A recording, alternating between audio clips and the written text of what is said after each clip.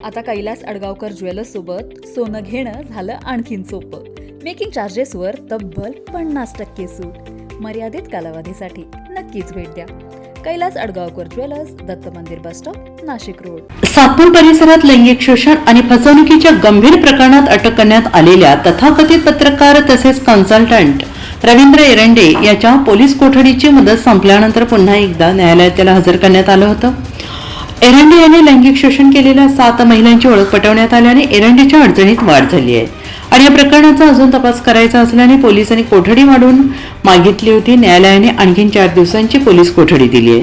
Satpur police ठाण्यात दाखल असलेल्या लैंगिक शोषण आणि फसवणूक प्रकरणातील संशयित आरोपी रवींद्र नारायण एरंडेला 2 दिवसांची पोलीस कोठडी सुनावली होती आणि या 2 दिवसात पोलिसांनी एरंडे याच्या कार्यालयाची झाडाझडती घेतली आणि त्याला पुन्हा एकदा जिल्हा न्यायालयात हजर करण्यात आलं. पोलिसांनी दिलेल्या माहितीनुसार संशयित एरंडे याने गरजू महिलांना नोकरीचे आमिष टाकून त्यांचे लैंगिक शोषण केल्याची तक्रार दाखल झाली. तसेच संबंधित महिलांचे व्हिडिओ चित्रीकरण करून त्यांना ब्लॅकमेल करत त्यांची फसवणूक केल्याचा आरोप आहे.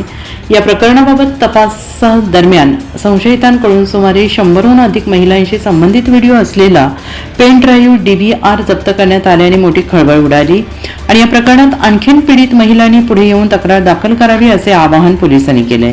आणि विशेष म्हणजे पत्रकारिता करत असलेल्या एरंडे यांनी सातपूर कॉलनी भागात स्वतःचे चांगलेच बस्तान बसवले आणि वेगवेगळ्या राजकीय मंडळींसोबत त्याचा सातत्यानं वावर असायचा. सावरकर नगर येथील अभ्यासिका महापालिकेच्या मालकीच्या इमारतीत असूनही एरंडे यांनी येथे स्वतःच्या मालकीची असल्याप्रमाणे कब्जा मिळवला. राजकीय मंडळीसोबत वावरताना येथे असलेल्या ग्रीन जिमचा विकास केला.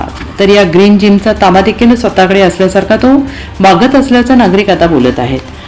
लिंगपिसाट अशोक खरात यांनी केलेल्या कृत्यासंदर्भात नाशिक नव्हे तर महाराष्ट्रातून अनेक राजकीय लोकांनी आपल्या प्रतिक्रिया देत खेद व्यक्त करत खरात याला कडक शिक्षा होण्याची मागणी केली. मात्र त्याचप्रमाणे रवींद्र एरंडे याने देखील असे अनेक व्हिडिओ शूट करीत महिलांची प्रतिमा विलीन होईल असे गंभीर प्रकार केले. मात्र एरंडेविषयी सातपूरच्या एकाही राजकीय नेत्यांनी रवींद्र एरंडे याच्याविषयी साधी नाराजी देखील व्यक्त न केल्यामुळे एरंडे आणि राजकीय लोकांमध्ये काही लागेबांधे आहेत का असा प्रश्न सध्या नागरिकांमधून निर्माण होतो आहे.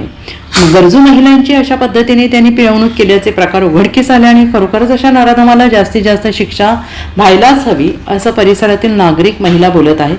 NCN न्यूजसाठी प्रतिनिधी सिद्धार्थ लोखंडे, सातपूर.